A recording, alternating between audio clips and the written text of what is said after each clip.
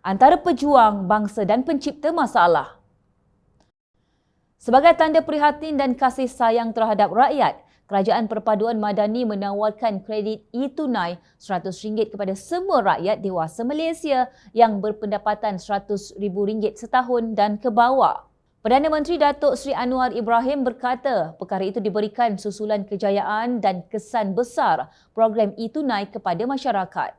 Bilangan penerima yang layak dianggarkan melebihi 10 juta rakyat, iaitu merangkumi golongan B40, M40 dan dana sekitar 1 bilion. Langkah itu sebahagian daripada rancangan ekonomi baharu kerajaan yang dinamakan Ekonomi Madani Memperkasa Rakyat.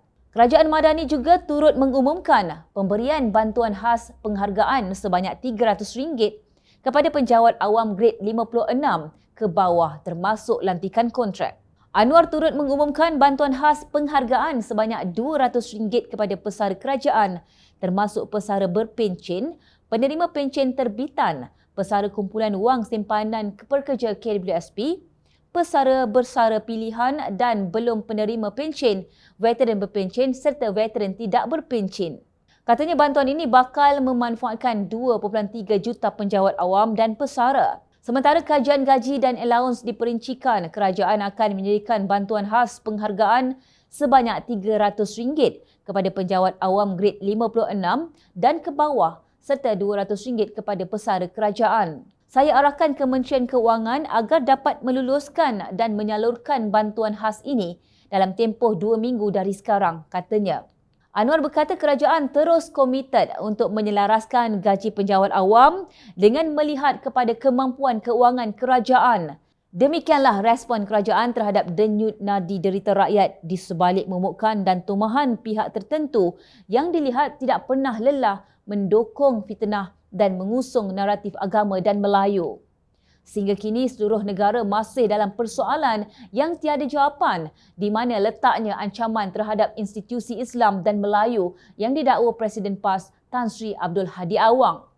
Juga masih membuatkan rakyat terpinga-pinga apabila bangsa Melayu di Malaysia dikatakan akan hilang dan akan menderita di bumi sendiri, malah akan hilang di dunia seperti rekaan bekas Perdana Menteri Tun Dr. Mahathir Mohamad semata-mata kerana masih gilakan kuasa dan berhasrat mengangkat anaknya menjadi Perdana Menteri. Sebagai respon, Setiausaha Agong PKR Datuk Seri Saifuddin Nasution Ismail menggelarkan Tun Dr. Mahathir Mohamad dan sekutu baharunya Abdul Hadi Awang sebagai troublemakers atau pembuat masalah. Pada saya, kedua-dua mereka, Tun dan Hadi, tidak perlu dihiraukan kerana mereka lebih menjadi problem makers berbanding membina negara bangsa, nation builders. Dalam tempoh 5 tahun kebelakangan ini, kedua-duanya telah mewujudkan ketidakstabilan politik dalam negara kerana kepentingan diri mereka sendiri. Katanya ketika menyampaikan ucapan pada Majlis Pengenalan Calon Perpaduan Kedah dan pelancaran manifesto di Sungai Petani Kedah malam tadi. Dalam pada itu, Saifuddin berkata sebelum ini dia memang pernah tidak terbayang Dr. Mahathir dan Abdul Hadi boleh bekerjasama. Saya terfikir apa yang menemukan dua tokoh ini, baik Tun ataupun Hadi, yang mempertemukan mereka bukannya masa depan Melayu, perpaduan Melayu. Kedua-duanya mewakili politik dendam, dengki, cemburu, kebencian, politik lapuk dan usang. Tun Mahathir paling tak senang Datuk Seri Anwar Ibrahim jadi Perdana Menteri. Itu saja dorongannya, katanya. Kita nak buat penegasan, kita tak nak sebut dah dua watak ini. Ini pengakhiran kita bergerak ke depan, kata Saifuddin yang juga Menteri Dalam Negeri. Sejak beberapa tahun kebelakangan ini, Abdul Hadi dan Mahathir dikritik kerana memainkan isu-isu perkauman dan agama sempit yang menimbulkan kegusaran rakyat.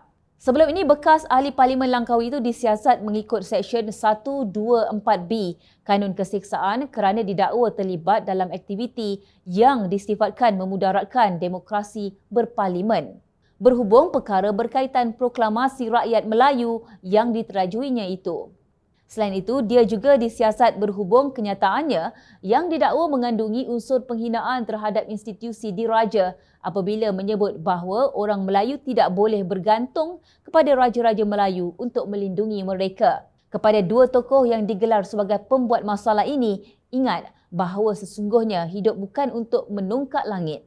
Anwar yang merupakan pejuang rakyat sebenar dan kerajaan hari ini sedang berusaha sekuat hati untuk memperbaiki kehancuran yang pernah kalian ciptakan.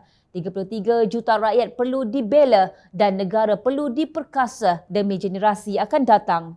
Berhentilah mengadu domba dan berhentilah menggunakan agama dan bangsa untuk kepentingan diri, parti politik dan anak beranak keturunan kalian.